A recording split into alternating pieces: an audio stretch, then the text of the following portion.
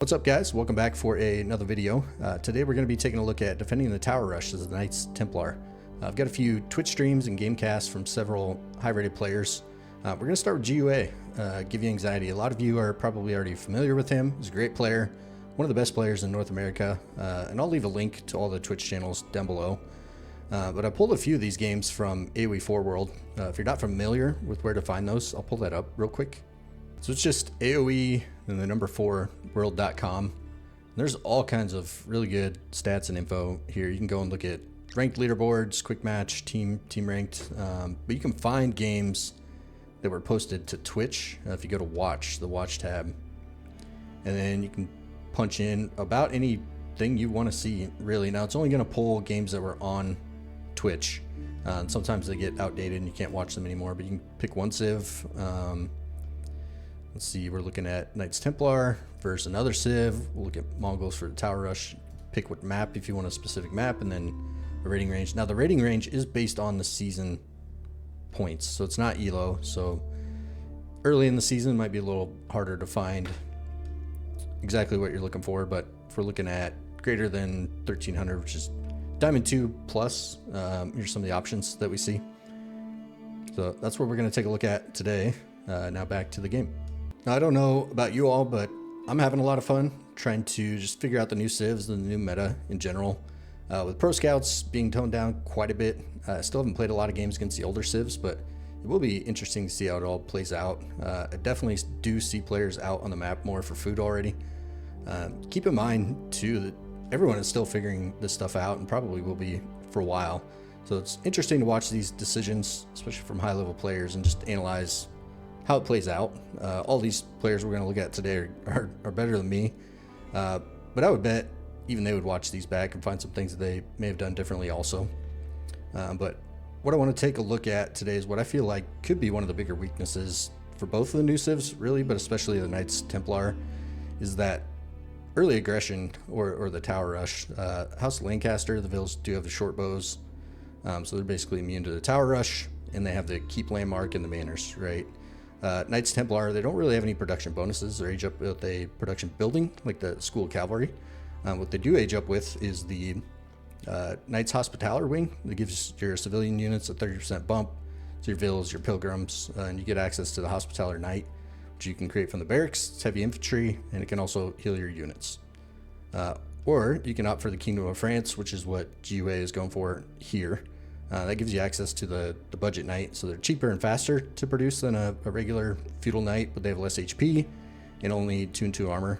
But they are great for map control, especially against civs that only have standard horsemen. And you really want map control so you can navigate the pilgrims to the sacred sites.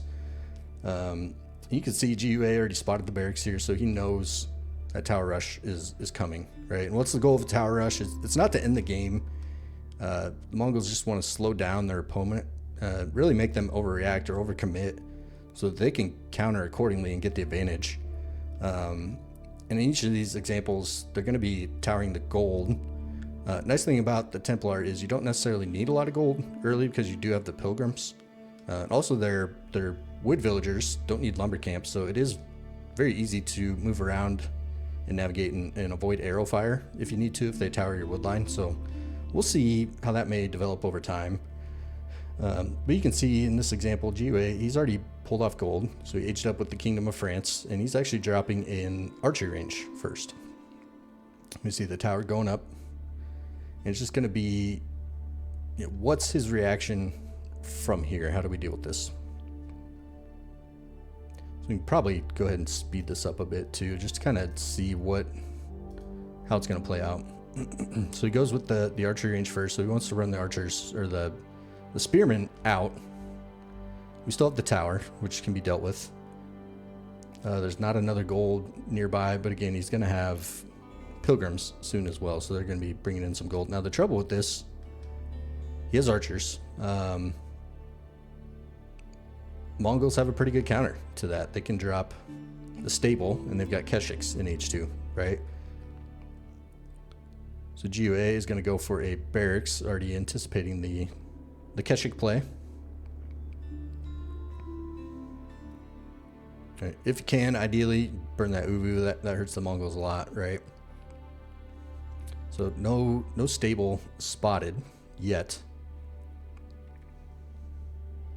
Okay, he's gonna lose a spearman. It's gonna take a long time for those archers to be able to do much.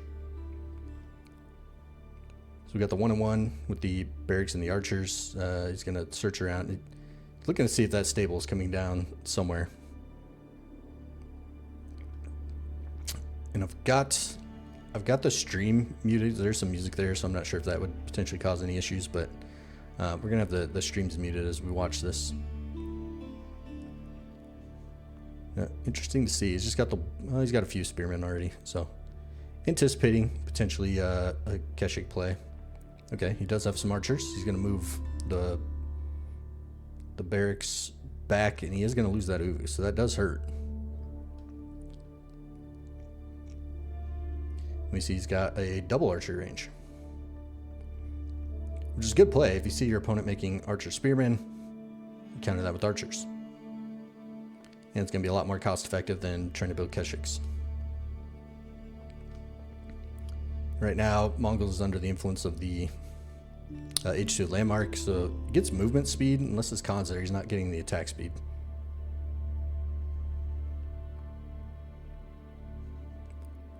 GUA still have gold, not sure. So there you see he towers the wood line and he can just move around.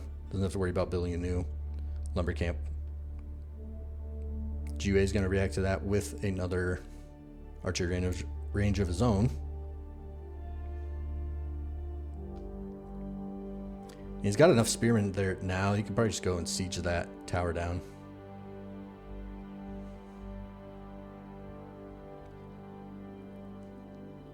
I don't believe we have not spotted the blacksmith just yet. All right, so he's going to clean that up. And we do have another tower behind as well. He's not too worried about that yet. Oh, here we go. Now, if you look at it from the Mongol side, has he done what he wanted to do? I'm not sure if we have. Have we seen any pilgrims come out yet? Okay, yeah. So he's got the double production on the pilgrims, so he's cruising. Now you see the Khans there, so we have attack speed arrow.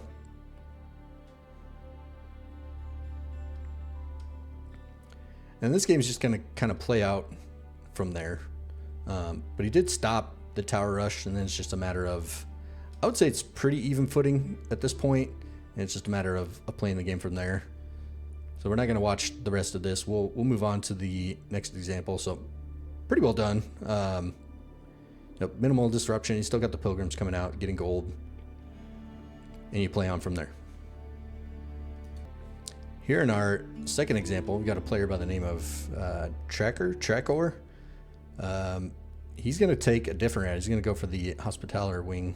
You can see up towards the top of the mini map, he did scout the uvu in the barracks, so pretty sure that a tower rush is coming here. So he's going to opt for the additional HP on the villas and the pilgrims, and he'll be able to make that Hospitaller knight. And to me, it's a bit of an interesting decision. I think we've yet to see just how well they deal with knight-like units in feudal, especially if your gold is maybe slowed. They do cost a fair bit of gold to make. So he's going to go with the archer range first, even with the Knight's Hospitaller wing. Okay, good surround on the Vil, so he's going to take the Vil right out with his Vils.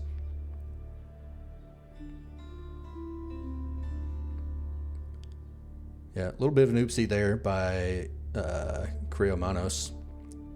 If you've got your spearman, you don't necessarily want to lose your Vil to the other Vils.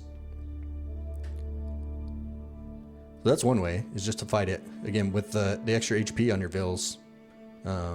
And what he could do there is if he did take some damage with Vils, he could pull them back one by one as they're taking that damage, and then now he's dropping the barracks where he can drop his knight to heal them back up, right? So definitely one big advantage to that. Now the real question is how does this game now play out? He was forced to make a decision with the Knight's Hospitaller He's defended the tower rush, but now what? He's got a bunch of archers. He could make spearmen, or he could make the knights. So if we click a little further along, let's see what happens here. Alright, so we do have Keshiks in the base. He's making spearmen.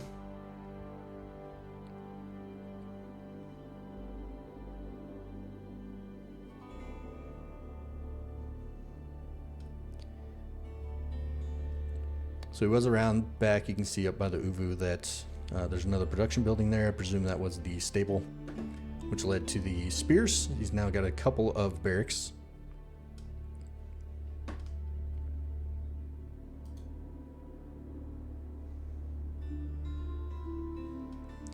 And the real consideration for me is, what is the best wing to age up to H2? Is it the French wing that gives you knights, or is it this wing that gives you the healer men-at-arms?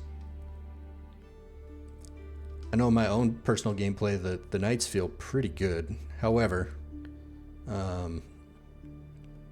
against something like an OOTD, they don't really stack up against those men-at-arms, so I'm not sure. And that's, you know, I think, again, everybody's kind of figuring this stuff out and what's going to work and what isn't.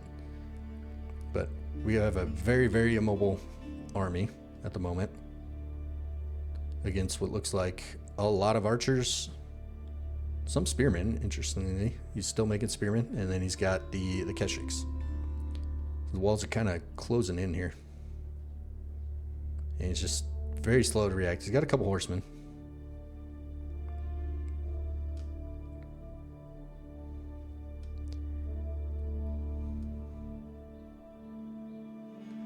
Just feels like it might be a really good fight for the Keshiks.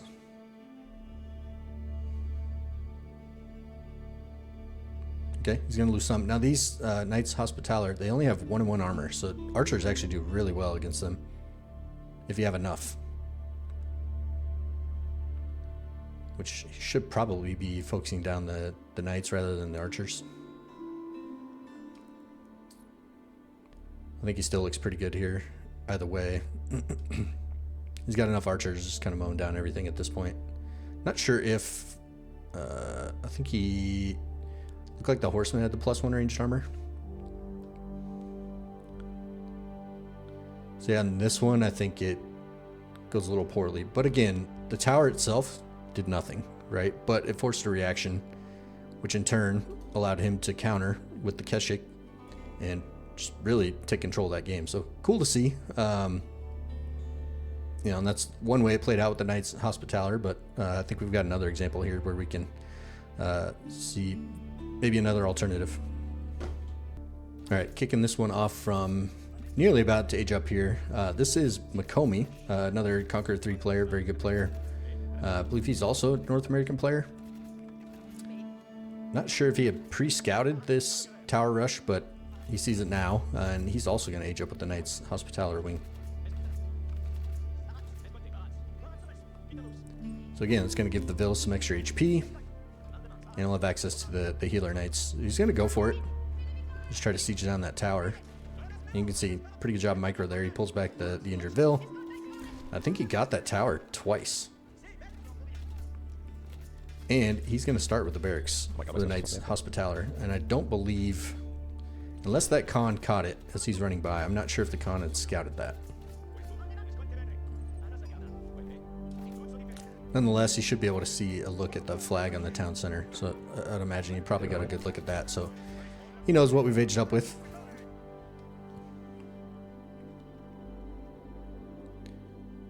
And it looks like Makomi is just going to kind of plow into those. So the tower rush is defended. And his opponent now knows what he aged up with, and then he's got the Hospitaller Knights. Now, if this were me and I were the Mongols, archers for sure. And he's just aging up with he's actually going with the Silver Tree. So the only trade post on this map is right here in between the two bases. Ooh, that's a little unlucky there. He loses one of them to the TC. He still has 3, so can't really push in there. Pretty good placement for the Mongols tower. So without the Kingdom of France age up, we now only have horsemen. We don't have knights, and he is already dropping a blacksmith. One thing that's a little risky here is really overextending with these Knights Hospitaller. Especially not... Okay, so we see the stable. And that's probably going to be Keshik. And I think that one of the things that's a little unknown right now is how well are these going to trade into Keshiks, and we're about to find out. Unfortunately, there's a lot of other units.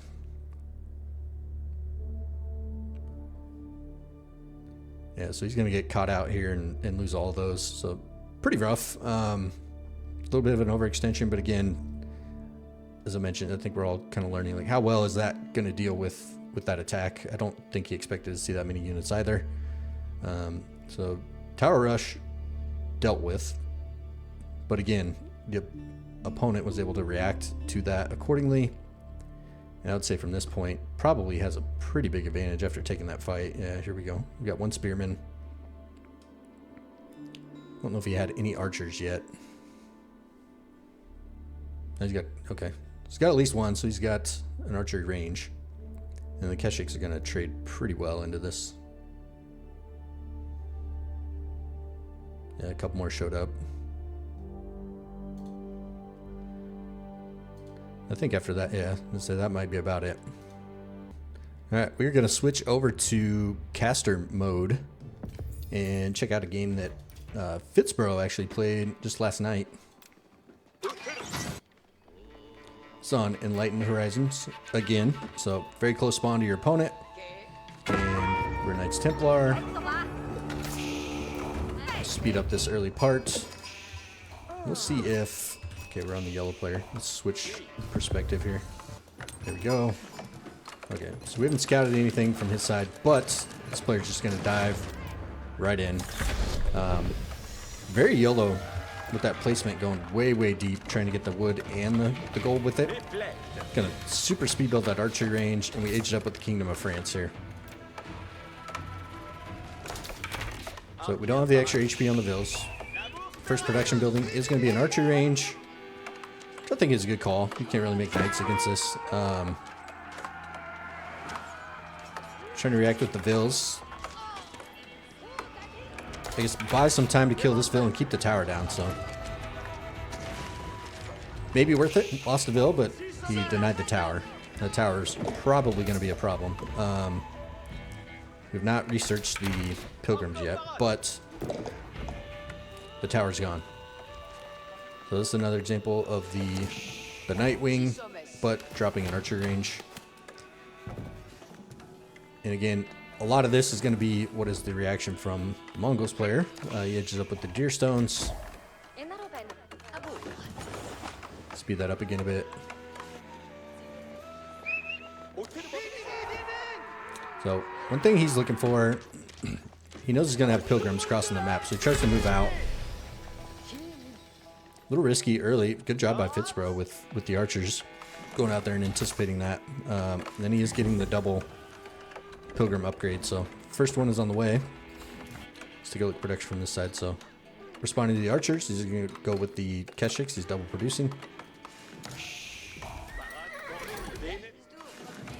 And again, Fitzborough does drop his stable so that he can get the heavy cav. One thing that would be cool to see, I don't think we really know yet, is Keshiks are also kind of a lighter heavy cav versus this guy. So 160 HP, 2 and 2 armor, 14 attack versus 145 HP, 3 and 3 armor, 15 attack. I would guess this Keshik is still going to win a straight up fight with the lifesteal and the extra armor, especially if he gets any kind of bonus from the con. Now if he can catch one 3v1, 162. Okay, same movement speed. This is really what the Mongols player wants to do, is try to establish map control and just kill the... If you can kill these, that's huge. There's one down, 2 down. So pretty even numbers of knights. This is a good job by Fitzbro. I think he knows also. He's probably going to lose that in a straight-up fight. Plus, he's outnumbered.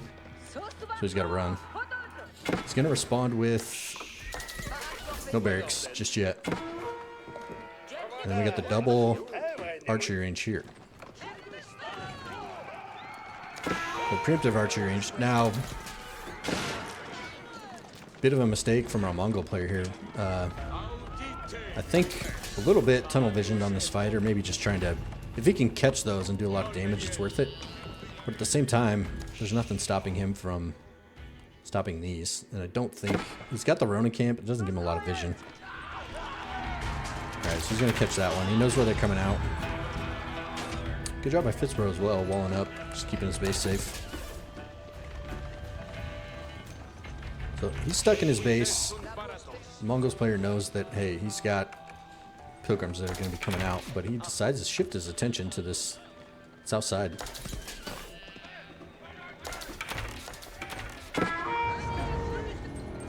I think he's in a pretty advantageous position right now, so not exactly sure. I mean, he thinks he can do a lot of damage, but again, one thing cool to look at is you watch this game back that you might not realize in real time. He's farming some villas here, but a big part of the eco for these guys is going to be these pilgrims coming out. I mean, that's 130 gold twice, 260 gold every time they make it down to that end zone. That's really what you want to be stopping. Right now, I mean, you can idle some eco, take down some walls, but the real damage is going to come from stopping these guys. Not only that, he's going to get caught way out of position here.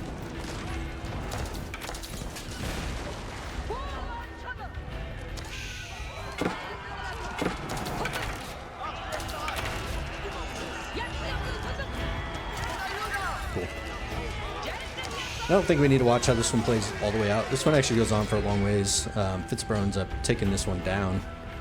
But again, just so many little decisions early on that impact the game in a big, big way. The rest of the game, in my opinion, I think that our Mongols player here had a pretty big advantage when he had him hold up in his base with the Keshiks and just trying to take map control and try to slow these down. And this was, again, that was the night Kingdom of France wing. Let's take a look at one more of these. And the next one, we've got Valdemar. Again, man needs no introduction. I'm sure most of you are already familiar with him. Great Twitch streamer. Again, I'll link all of these down below. And this one is on Relic River. And you can see, actually slow this down a bit for a second.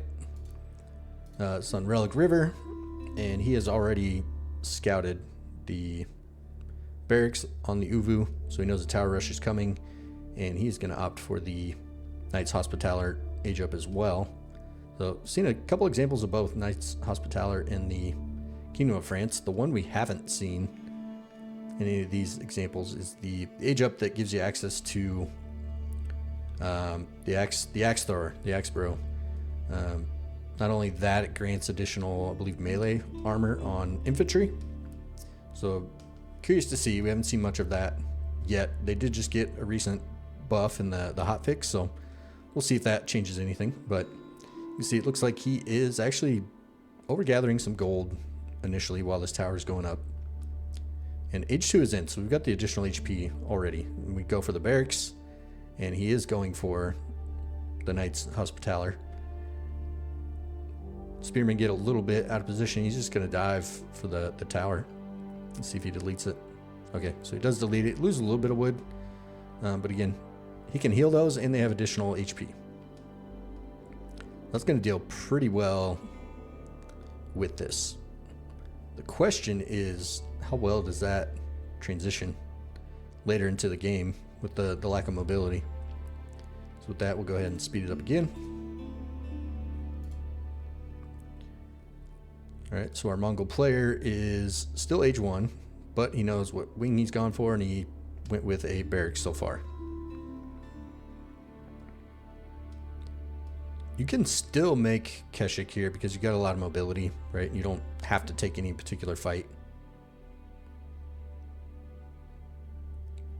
But we'll see what route he goes. I believe Voldemort's on the way over to scout, and he's got pilgrims on the way as well.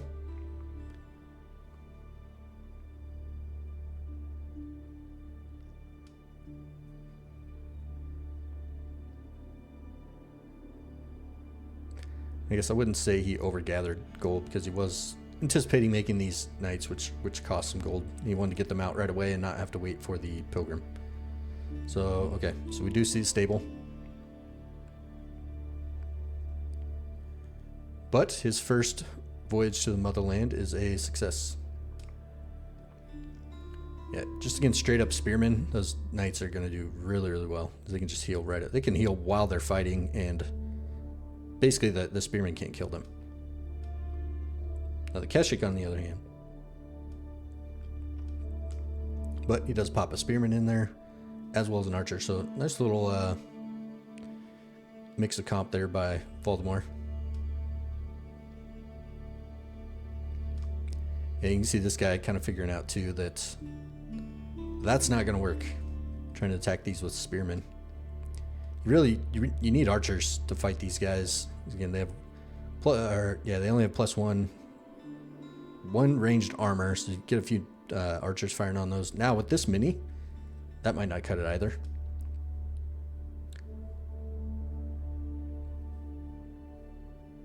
I'm not as familiar with his opponent here, this Manton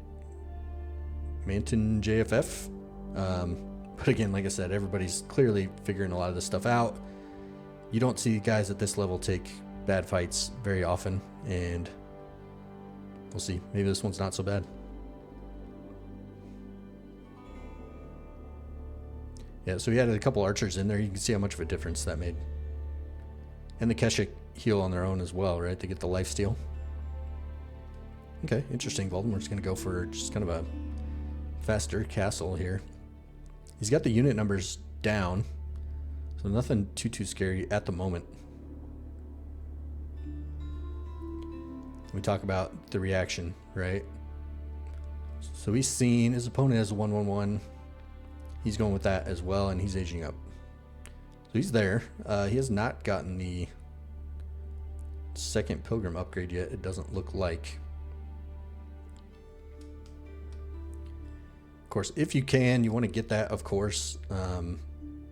But you also want to be able to get your pilgrims to the sacred sites, so at the expense of that. Okay, and he actually aged up with the Genitors, which don't have a real good reputation thus far. They're not real fast, they fire real slow, but I think in low unit numbers like this against those archers, they could be pretty good.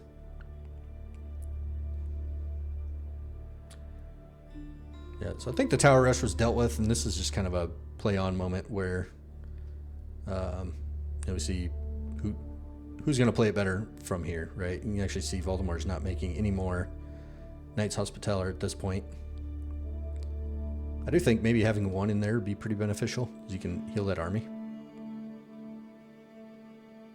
Ooh, and he went probably Silver Trees trading there. Cool to see. But yeah, this one plays on. I think Voldemort does take this one down. I said one more creator, because we're going to watch a second Voldemort game. This same matchup on a different map. Yeah, it's going to play out there, and then the bigger, stronger knights with the Genitors is just going to run them over. So maybe that unit isn't so bad. I have not even tried it yet. I haven't seen it in play much, just heard some of the other streamers talk about it a bit, but yeah, interesting to see. All right, let's check out the next one. Okay, so we've got the same players matched up. This is on the map Carmel, and does not look like Voldemort has scouted the Uvu or the barracks just yet. Probably anticipating more of the same from the last game. I'm not sure if these were back-to-back or how close they were played together. So it does spot the con. Pretty close to an age up. He's going to go with the same wing, the Knights Hospitaller. And again, this is going to be another good look at some of the top players, just trying some new things and seeing what works, what doesn't. This is going to be a 2TC play from Voldemort. And there it is. There's the tower rush. And he actually made a comment on the stream here about how it didn't work the last time, so why is he trying it again? So as that's coming, he's going to drop the barracks. He's going to make essentially the same play. He's got the extra HP on his vills, so he's just going to pull them, try to knock that down. Really good micro here. Micro out the low health units. He's going to get it. All right, and he's got his knight coming out already. Tower's abandoned. Now he can take that knight back and just heal all these low health vills. All right, Eco's a little scrambled, so he's getting that straightened out. First Pilgrim on the way. And he's not going to go for the double Pilgrim opening. He switches over to Stone, so he can go for the second TC. I'm not sure if our... Okay, so our Mongol player has scouted that as well. He saw his Khan just run by.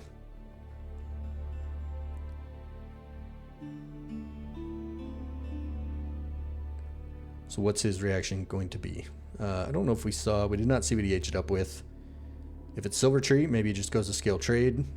If it's Deer Stones, maybe he just tries to bring the pressure here and see what works.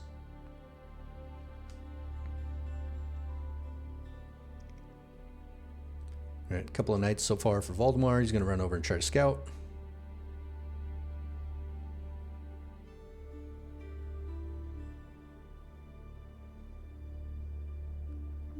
All right, sees a lot of production there. Not a lot, but a little bit of everything. Okay, so he cancels that first TC. He's going to get a little more greedy and come down onto all that food and the gold on the bottom. Yeah, really nice spot. There's a lot of deer there you can push in. I think that's two, yeah, big deer pack, small deer pack. There's a couple more back behind. Yeah, look at that. Just raking it in down there.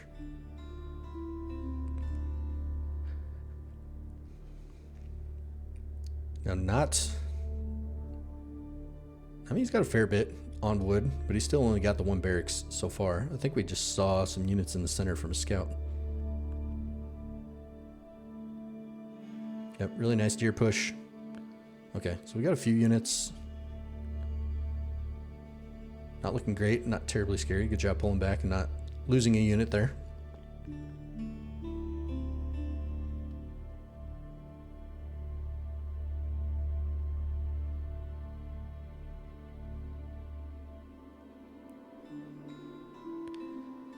Just watching how this plays out. He's going to drop more production. The Mongols player has a lot of low health units himself.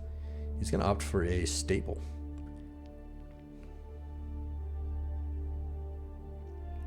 I think he had, yeah, an archery range behind that second TC. Yeah, pretty exposed if we were to happen to lose this position. Yeah, second ram. So I like this from the Mongols. Sometimes the best thing to do against that second TC is just go for it. Right, he doesn't have many units here at all. He's got a decent amount of archers, which again, those should do pretty well against the healer knights. Oh, he's actually just farming vills. He's not even going for the units. Pretty brave. He's got enough Keshik. I don't think we had any spearmen, so those Keshik are just gonna destroy everything. Okay, yeah, so that TC is gonna maybe be a goner.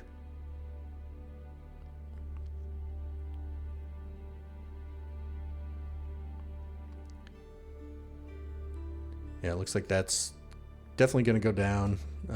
He's got archers standing under there too. That maybe for when the vills pop out. Not sure if he's been smothering these pilgrims as they come out or not. Yeah, Voldemar's in a world of hurt now. Didn't kill that second archery range yet. That's definitely to his advantage, but we're running short on food. Oh, there he goes. And that's going to heal all his Keshiks back up as well.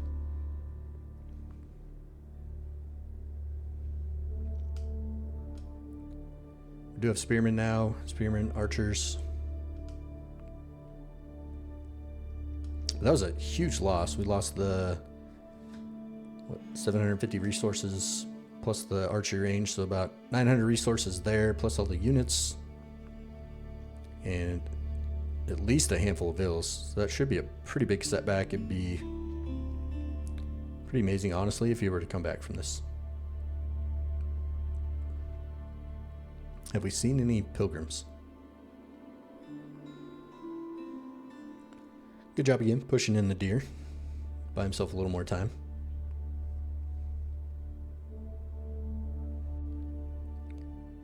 All right, he's gonna try to press his timing. That doesn't look good. That's a lot of Keshiks.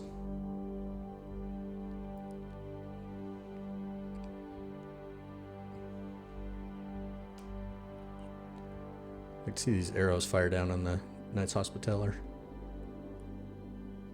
Okay, big fight.